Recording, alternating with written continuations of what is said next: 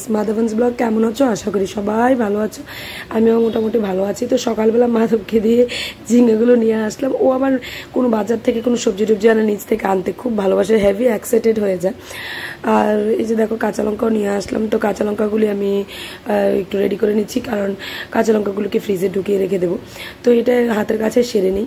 মাধবকে নিয়ে বসিয়ে নিয়েছি। ও খুব শান্ত করে বসে আছে দেখছো, কারণ ওর হাতে একটা খাওয়া আছে, এজন্য বসে বসে খাচ্ছে। নয়তো ওকে ধরে রাখা বিরাট অসম্ভব হয়ে দাঁড়ায় আমার জন্য। সকালবেলা আজকে আমি ওর মুডটা সকালবেলা যদি ফ্রেশ থাকে না, তাহলে আমার কাজকর্ম করতে সকালে একটু সুবিধে হয়। আর কতক্ষণ একটা বাচ্চাকে কাছে নিয়ে নিয়ে সাথে নিয়ে নিয়ে কাজ করা যায় বলো তো? সবসময় তো আর সম্ভব হয়ে ওঠে না। তো ওর মুডের উপর ডিপেন্ড করে সবকিছু। তো দেখো আমি চলে গেছি একটু সিঁদুর পরবো, কারণ সকালবেলা স্নান দান করে পুচু টুচু ব্রেকফাস্ট তো হয়ে গেছে, কিন্তু সিঁদুর পরা হয়নি এখনো। তো সিঁদুর পরতে চলে গেলাম। ওই দিক দিয়ে মাধবও চলে আসবে এক্ষুনি, এসে আমার সিঁদুরের কৌটোটা ধরে নেবে। তো সিঁদুর কৌটোটা ওর হাত থেকে নিয়ে বা সিঁদুরটা পরে নিলাম। তারপর একটু ডাস্টিং আর ক্লিনিং করে নেবো। আজকের ব্লগটার মধ্যে তোমরা শুধু দেখতে পাবে আমি ডাস্টিং আর ক্লিনিংই করছি, রান্নাবান্নার কাছে যাইনি। কারণ সবসময় তো আর রান্নাবান্নাটাই মেন ম্যাটার করে না, কোনো কিছু একটা রান্না করলেই হয়ে যায়। আর এই যে দেখো সকালবেলার ব্রেকফাস্ট আমাদের বুটের ডাল আর পরোটা ছিল। এটা কিনে নিয়ে এসেছি আর বাড়িতে করিনি। তো আমরা এখন ব্রেকফাস্ট করে নেব।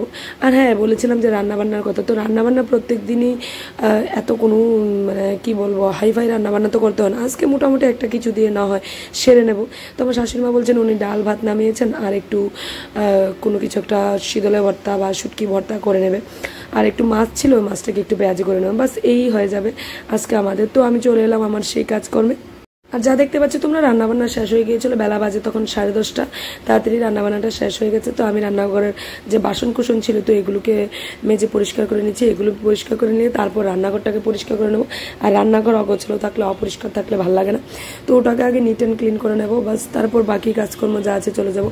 আর কাপড় চোপড় ধোও অনেক আছে আজকে, অনেক কাপড় চোপড় জমিয়ে রেখেছি। ব্যাট কাপড় টাট কাপড় এগুলোও ধুতে হবে, জমিয়ে রেখেছিলাম। আজকে দুদিন ধরেই জমিয়ে রেখেছি, ধুয়ে দেবো, যে ওটার টাইম পাচ্ছি না, তো এটা আজকে করে নেবো। তো প্রথমে চলো রান্নাঘরটাকে ক্লিন করার পর চলে গেলাম আমি আমার রুমে, আমার ঘরগুলোকে ঝাড় দেবো।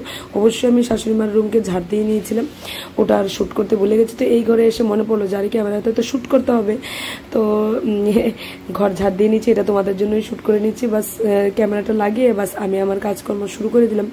ওইদিকে মাধব আর সোনাকে বলছি তোমরা একটু বসে খেলাধুলা করো। আর হ্যাঁ, সকালবেলা মাধবের খাওয়া হয়ে গেছে, সোনার ব্রেকফাস্ট তো হয়ে গেছে।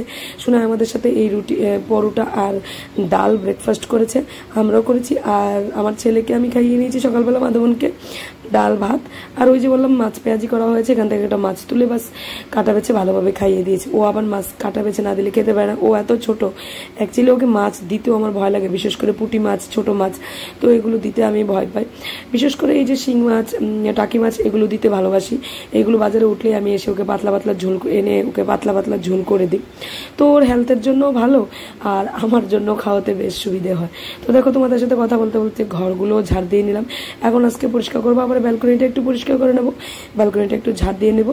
গতকালকে তো চেয়ারটাকে ভালোভাবে গুছিয়ে রাখিনি, ওটার কাভারটাকে তুলে নিয়েছিলাম। এত ঝড় ঝাপটা হচ্ছিল, ঝড় তুফান এসেছিল, তো ওর কাভারটা রেখে দিলে ভিজে যায়, নয়তো নোংরা মাটি পড়ে থাকে, বালি পড়ে থাকে, এজন্য ওটা দেইনি। তো আজকে দিয়ে দিয়েছি, দেখো চেয়ারটাকে ঢেকে দিয়েছি ভালোভাবে। আর এই ভালোভাবে কালকে যেহেতু মুছে নিয়েছি, তো আজকে একটু ভালোভাবে ঝাড় দিয়ে নেবো।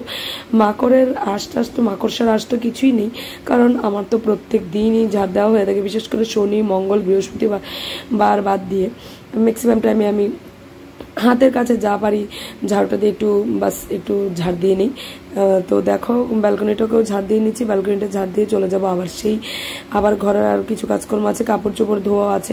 আর আমার তুলসী গাছটা না পড়ে একদম ফেটে গেছে। এটা একটা ত্রিপুরেশ্বরী মন্দিরের মাতার বাড়ি আছে না, মাতার বাড়ি থেকে যে প্যারা কিনে আনি আমরা, এই যে পাতিলটা থাকে এই হাঁড়িটার মধ্যে রেখেছিলাম, তো ওটা পরে ফেটে গেছে। তো এটাকে আবার একটু চেঞ্জ করতে হবে। তো ঝাড়ুটা রাখতে যাচ্ছিলাম, তো চোখে বলে আবার বেসিনটা ময়লা হয়ে আছে, এটাকে ভালোভাবে একটু ধুয়ে পরিষ্কার করে নেব। তো দেখো এটাকে একটু ভালোভাবে ধুয়ে পরিষ্কার করে নিচ্ছি। আর হোয়াইট কালার যেহেতু, তো ময়লাটা ভীষণ চোখে লাগে, তো পরিষ্কার করে নিচ্ছি। আর রোদ্রের তেজ দেখতে পাচ্ছ, কয়েকদিন ধরে কেন জানি মেঘলা হয়ে আছে, বিভৎস গরম দিচ্ছে, কিছুই ভালো লাগছে না। কখন যে বৃষ্টি নামবে বুঝতে পারছি না। আর আজকের ওয়েদারের মধ্যে দেখলাম, আকাশে দেখলাম একদম জমকালো মেঘও জমে আছে, কিন্তু নামছে না কেন বৃষ্টি বুঝতে পারছি না, কখন যে নামবে। গরমের তো শেষ নেই, প্রচন্ড পরিমাণ গরম পড়ছে। তো দেখো কথা বলতে বলতে কাপড়গুলো ধুয়ে নিয়ে এসেছি, কাপড়গুলো বাস ছাদে যাচ্ছি না। ছাদে না গিয়ে রেলিং এর মধ্যে টুকিটাকি যা কাপড় ছিল আমার ডেইলি ইউজের কাপড়, আমার হাজব্যান্ডের, আমার মেয়ের, আমার ছেলের, এগুলো কয়েকটা ছিল, তো এগুলো একটু ধুয়ে দিলাম। আর বড়সড় কাপড় চোপড় ওগুলি আমি ছাদে ধুবো, কারণ ব্যাড কাভারগুলো ছাদে না ধুলে না আমার বাথরুম একদম অপরিষ্কার হয়ে যায়। কত বাথরুম পরিষ্কার করব, রোজ রোজ পরিষ্কার করতে তো আর ভালো লাগে না, প্রত্যেক দিন তো আর বাথরুম ক্লিন করে স্নান করতে পারি না। মাঝে মধ্যে মনে করো সপ্তাহে 7 দিনের মধ্যে 3 দিন করলাম, ওটাই যথেষ্ট। যদিও আমার 5 দিন নয়, আরও বেশি করতে হয়, 3 দিন নয় আরও বেশি করতে হয়। তো এইদিকে দেখতে পাচ্ছ আমার একটা ফিল্টার আছে, সিমেন্টের ফিল্টার, এটা থেকে আমি বোতলগুলো ভর্তি করে নিচ্ছি। এগুলো নিয়ে বাস ফিল্টার থেকে ভর্তি করে নিয়ে ফ্রিজে ঢুকিয়ে রেখে দেবো। এই যে দেখতে পাচ্ছ, এটা আমার অনেক পুরনো ফিল্টার, আজকে প্রায় 8-9 বছর হয়ে গেলো আমার এই ফিল্টারটা। এত ভালো কি বলবো, সত্যি কথা বলতে কি, এই যে কারেন্টের ফিল্টারগুলো থেকে না এরকম সিমেন্টের ফিল্টারই ভালো, তাড়াতাড়ি পরিষ্কার করে নেওয়া যায়। আর জল দিয়ে রাখলে কারেন্ট আসার অপেক্ষা করতে লাগে না, কখন কারেন্ট আসবে কখন জল তুলবে এটার অপেক্ষা করতে লাগে না। জল এইভাবে দিয়ে রাখলে যে কোনো টাইমে জল তোলা যায়। তো আমি মনে করি এটাই ভালো, আর ঠান্ডাও থাকে বেশ। তো দেখো ডাস্টিংয়ের কাজ কিছুটা কমপ্লিট আছে। আমি এইগুলো ঘরের বিছানার খাটের এই জায়গাটাকে একটু ভালোভাবে মুছে নেব, তারপর গ্লাস আয়না এগুলোকে মুছে নেব, দরজা টরজা যা আছে এগুলোকে একটু ডাস্টিং করে নেব। যেহেতু টাইম পেয়েছি তো বসে থেকে লাভ নেই, এগুলো একটু করিয়ে নিই। তো এই ঘরটা করেছি, তো এই ঘরটাও করতে হবে। এই ঘরের জানালাগুলোকে একটু ভালোভাবে নিট অ্যান্ড ক্লিন করে নিচ্ছি। আর কি বলতো, আজকে সোম বলেছে যে ওরা কি নোনা শুটকি খাবে, তো ওর জন্য ঝিঙে দিয়ে, ওই যে সকালবেলা দেখতে পেয়েছিলেন ঝিঙে নিয়ে এসেছিল মাধব, তো এগুলোকে কেটে দিয়েছি। তো এগুলো দিয়ে একটু নোনা শুটকি দিয়ে রান্না করা হয়েছে। এটা আবার আমার হাজব্যান্ডের খুব প্রিয়, তা আমারও এত প্রিয় না হলেও মোটামুটি আমার চলে যায়। তো ওটা দিয়ে আমি সারিয়ে নেব। আর ওই যে মাছ ছিল, গতকালকের কাতলা মাছ ছিল, তো ওটাকে একটু বাস পেঁয়াজি করে নেওয়া হবে। এই আর আজকে বলেছি আমার শাশুড়ি মাকে যে কুল দিয়ে ডাল রান্না করতে, কারণ গরমটা আবার বেশি পড়েছে, তো টক ডালটাই বেশ ভালো লাগে, টক ডাল দিয়ে খেতে ভালোই লাগে। তোমাদের কি বলো তো আমাকে একটু কমেন্টস করে, যেটা এই গরম কি তোমাদের টক ডাল খেতে ভালো লাগে না পাঁচফোড়নের ডাল? আমার তো টক ডাল খেতে বেশ ভালোই লাগে। তো দেখো দরজাটাকে ভালোভাবে ক্লিন করে নিচ্ছি। সমস্ত কাজকর্ম হয়ে যাওয়ার পর আমি চলে যাবো আবার একটু ছাদে গেলেই আমি আমার ব্যাট কাভারটা ধুবো, তোমাদেরকে বলেছি। আর ওইদিকে মাধব আর সোনাইকে বসিয়ে দিয়েছি একটু কার্টুন দিয়ে। আমি বলছি তোমরা একটু কার্টুন দেখো, আমি আমার কাজগুলো সেরে নিই। আর নয়তো মাধব তো প্রচণ্ড যন্ত্রণা করে, মাধবের যন্ত্রণা কোনো কাজকর্ম না আমি একদম করতে পারি না, তোমরা দেখতেই পাও। তো ওর স্কুলের ব্যাপারে বলছিলাম যে ওর স্কুলের অ্যাডমিশনটা ও এখনও হয়নি। তো ওর তো 3+ হয়ে গেছে, বলতে 4 বছর হয়ে গেছে, তো নার্সারিতে ভর্তি হওয়ারও টাইম হয়ে গেছে। তো এবার ভর্তি করে দেবো, দেখি কি হয়। ট্রাই তো করছি, এখনও বুঝতে পারছি না, ভগবানের উপর ভরসা করে আছি, দেখি কি হয়। আমাদের এদিকে আবার একটু লটারি সিস্টেম আছে স্কুলে ভর্তি হওয়া। তো দেখো এই জানলাটাকেও আমি পরিষ্কার করে নিচ্ছি, এই জানলাটা। আর প্রচণ্ড ধুল পড়ে আমার ঘরে, প্রচণ্ড ধুল পড়ে।